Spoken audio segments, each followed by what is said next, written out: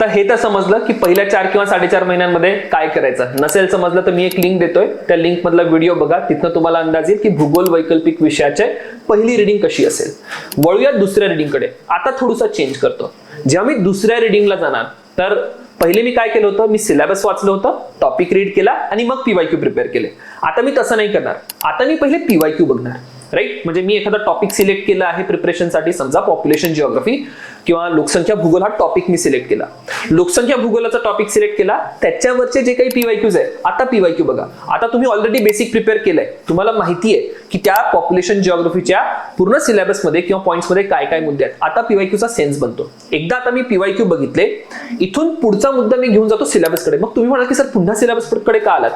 Now comes a very important aspect, ऑप्शनलचा specifically interlinking of syllabus. एक example देतो. लोकसंख्या भूगोलामध्ये एक टॉपिक आहे अर्बनायझेशन.